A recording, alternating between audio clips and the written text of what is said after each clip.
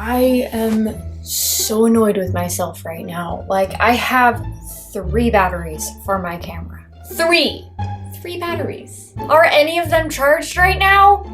No. None of them are charged. Okay, so the thing is that I do always make sure my batteries are charged like after I use them for filming, but like for some reason, none of them were charged today. They were all dead.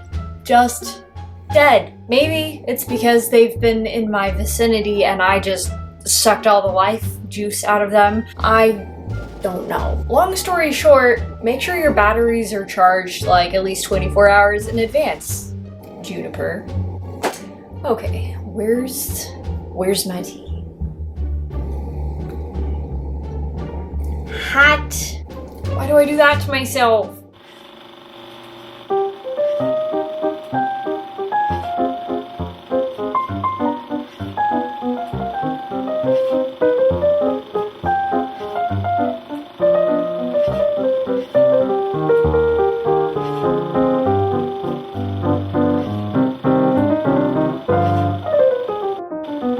Hey squirrels, and welcome back to my channel. My name is Juniper Rose. Happy Halloween, Samhain, October 31st. Like, I can't believe it's already here. If you're wondering why I'm not wearing a costume today, it's because well, right now it's technically not Halloween. It's a few days before. So yeah, long story short, I'm not wearing a costume because it's technically not Halloween when I'm filming this, so deal with it.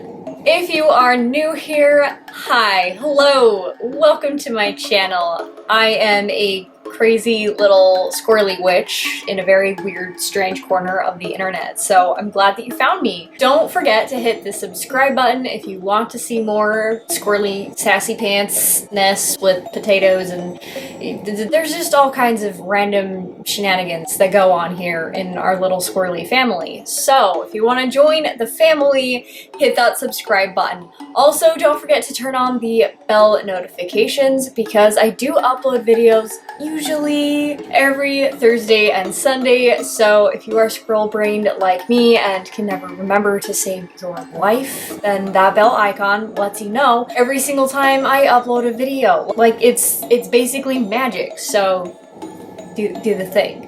Do the thing. Surprisingly, I've only had 1 cup of coffee today, but I'm heavily meditated. Not medicated. Meditated. But anyways, I'm rambling and let's just get straight on into the video because I have no idea how long this particular camera battery is going to last because I know for a fact it's not at full charge.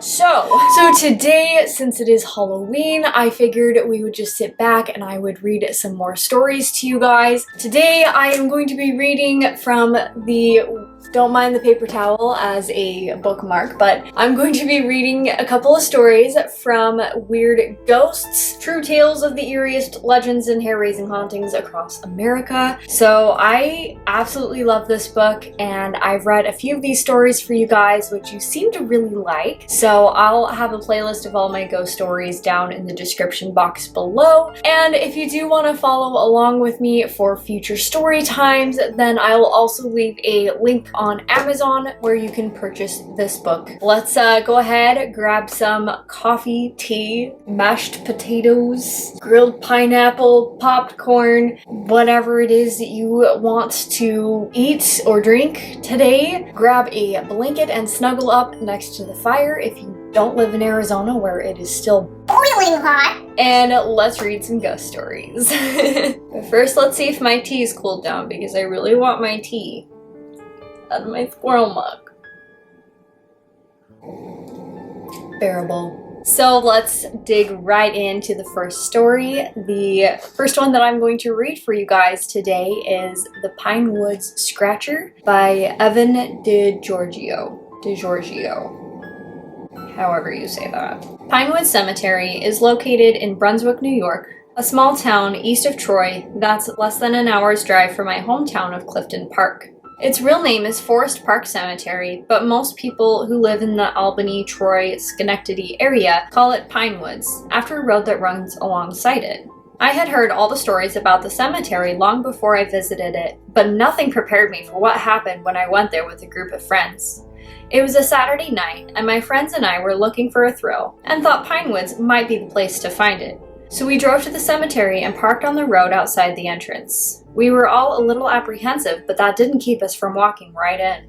As soon as we entered, we heard strange sounds that could have been voices, but we kept on walking. I held the flashlight as we ventured towards the remains of a large mausoleum in the middle of the cemetery. When we stopped in front of the mausoleum, we heard something moving near the spot where my friend Jay was standing. The flashlight showed it to be a tree, its branches creaking and cracking as if someone were climbing it, but no one was. Nor was there any wind that night to rustle the branches. We just stood there, too scared to move on.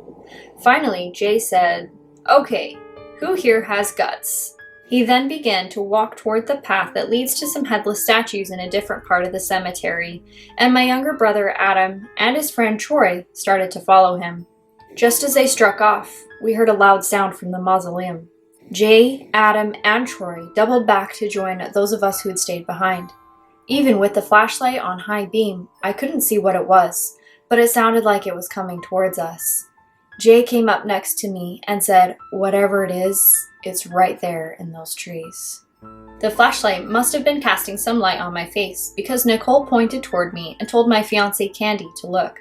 Candy turned and said, "Oh my God." Then the rest of the group looked at me and started shouting that my face was bleeding. In fact, it did burn a little, and I ran toward the road and our cars. Everyone else followed, still screaming. When I got to my car, I felt like I was about to throw up. Someone shined the flashlight on my face again, and everyone got even more upset. We jumped in our cars and peeled out. As we drove away, I took a quick look at myself in the rearview mirror and was shocked to see 2 bloody gashes on my left cheek. To calm down, we headed to a nearby bar. There we met 2 strangers, Dennis and Phil.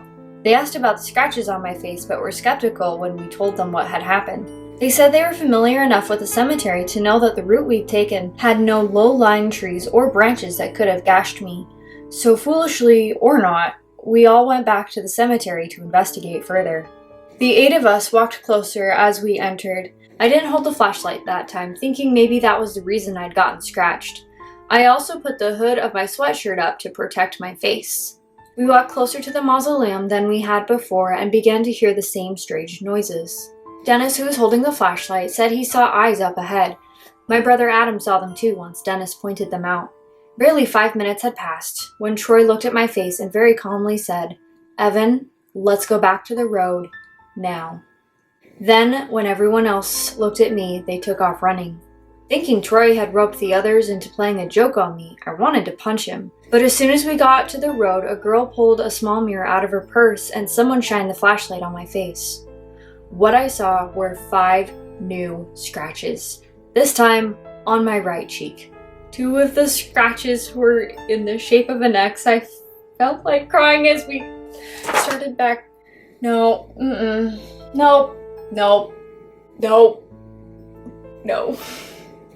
Fuck. God damn. Okay. 2 of the scratches were in the shape of an X. I felt like crying as we started back towards the cars. I feel like crying right now too. As we drove home to Clifton Park, Troy said that he had been washing my face as best he could for the whole time we'd been there. He saw blood forming on my face, he said, but not anything that could have scratched it. And just like the first time, I felt nothing when it happened. Somehow that seems even more terrifying than actually feeling something. Like, what? But that's not all that happened that night. The whole way back home, the lights inside the car went on and off over and over again. I said out loud to whatever I hoped was responsible, "I'm sorry we went to the cemetery and bothered you. Can you please leave us alone?" After I spoke, the lights stayed on, but we couldn't get them to turn off until miles later. The scars from the scratches on my face are still visible today. Whenever anyone asks me what happened, I just say I got into a fight. And why not? No one would believe me if I told the truth. That is actually terrifying. Good hell. So what do you guys think of that story? Like, I don't know. Do you think it's over-exaggerated? Do you think it's like a bit far-fetched? Have you ever experienced anything similar when you've gone to a cemetery at night? Leave a comment down below if you have any stories or anything about that you want to share. Tea break. Try not to be jealous that I'm drinking mine out of a squirrel mug. That's adorable. And you're probably not.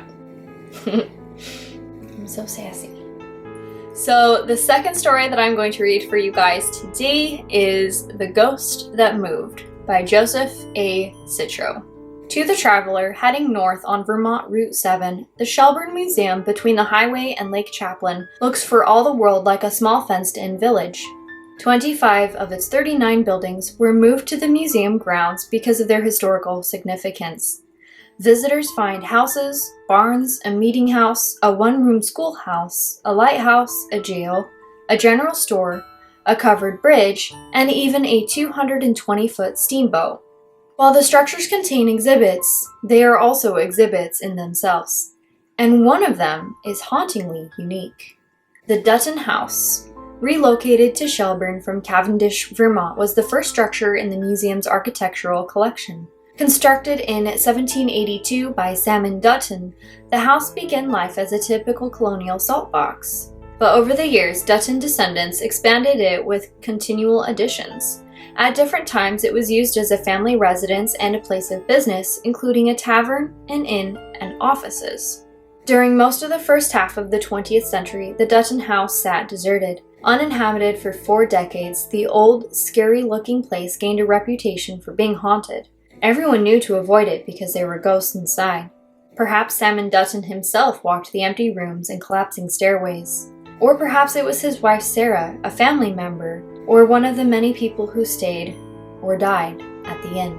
Scads of scary stories were told about the derelict salt box. When I was a boy, my father told me of the time he and 2 of his friends ventured there in the mid-1930s, stoked up by fright and curiosity. While he and another boy peered through the slats of the boarded windows, the third searched for a way to enter. Suddenly, my father was startled by a scream. The third boy ran from behind the house and dashed across the street. From the safety of the other side, he cried for the others to hurry. "We gotta get out of here," he yelled, over and over, his face wild and his eyes glassy with tears. In all the years between the incident and my father's death in 1970, my friend would never reveal what had frightened him so badly. By the 1940s, the empty house, now a local eyesore, was in danger of being torn down to make way for a widened road. But the Shelburne Museum rescued it. In 1950, they carefully took it down, piece by piece, and reassembled it on the museum grounds. The odd thing is, the Dutton House ghost moved with it. A growing number of inexplicable experiences prove that the Shelburne Museum exhibits a true oddity among its historic structures. A real haunted house. I first learned the ghost had been transported with the house from a retired woman who volunteered as a guide at the museum. "They don't much like us to talk about it," she told me, "but anyone working in the house knows about it. Even some of the visitors have had experiences." In October 2004, I spoke with one of the museum security guards, Bert Levitt, who told me that he had routinely entered the Dutton House at night, alone. On certain occasions, he said he could feel the house charged with a discernible mood. Sometimes he felt very comfortable, and other times extremely tense, as if he had walked into a room where an argument was in progress. These visits were after hours, of course, when the museum was closed and no one was allowed in the building. Mr. Levitt habitually checked the whole house to be sure no one was hiding everywhere, but before he locked up and left, he'd stop by the door and listen. He would often hear the fall of footsteps upstairs, footsteps in a room he knew to be empty. When he went back up to double-check, he would sometimes discover that the antique, adult-sized cradles on display, which looked very much like coffins, were rocking all by themselves. Adult-sized cradles? Like, what?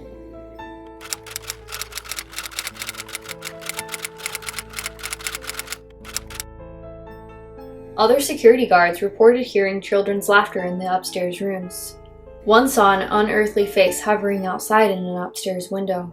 In general, the ghost, whoever it may be, seems to favor the upstairs, where people have seen flashing lights or felt cold breezes blowing through the rooms on hot summer nights. One of the ghosts occasionally takes a rest, it seems. And when he or she does, it's on a specific upstairs bed. Employees repeatedly find that the bed is disturbed in the morning as if someone had been lying on it. Sometimes an impression is clearly visible, while at other times the bedclothes are in disarray. On rare occasions, full-form phantoms have been seen at the Dutton house. Though these apparitions cast no light on the identity of the house's spectral occupants, they do suggest that they number more than one. In early 2005, 2 security guards heard feet pounding across the upstairs floorboards. The guards now travel in pairs when visiting the Dutton house. One guard remained by the door as the other raced upstairs, certain he was about to trap an intruder. What he found was a terrified little girl at the foot of one of the beds. As he turned to call away his partner, the girl vanished. I would pee my pants. One day, an elderly volunteer tour guide, who I'll call Gladys Whipple to protect her privacy, was working in an upstairs room. Though she hadn't seen or heard anyone come in, she suddenly felt as if she were not alone. As she furtively glanced up, her eyes met those of an unsavory-looking man standing in a corner. There was something very wrong about this out-of-place stranger. The clothing, the scowl. When the specter began to growl at her, Gladys left. Yeah. As she hurried down the stairs, the apparition followed, pursuing her out the door and into the yard. Seriously, just when I thought it couldn't get worse. Okay. Not surprisingly, Gladys says she'll never enter the Dutton house again. In fact, over the years, many museum employees and volunteers have preferred not to work in this building alone, though it can be argued that no one is ever alone in the Dutton house. Okay, that one was actually terrifying. That's the type of story where if I had an experience like that, I would actually pee my pants. So yeah, I think that is a great story to end on for tonight. I really hope that you guys enjoyed listening to me read you stories, and I hope you have a wonderful and fantastic Halloween night. And yeah, that's it. Again, don't forget to hit the subscribe button and the bell notification if you haven't done so already. And don't forget to give this video a huge thumbs up if you liked it and you want to see more. And what emoji should we leave in the comments today? Like, I don't know, I'm talking to you guys like you're right here able to give me feedback right here and right now, but like, no, it's me and I have to decide, and I hate deciding. I'm so indecisive. What emoji should we leave? I don't know. I can't think. Just leave a ghost emoji because ghost stories. Anyways, so that's it for today. I hope you guys really enjoyed it. And until next time, this witch is out. Bye!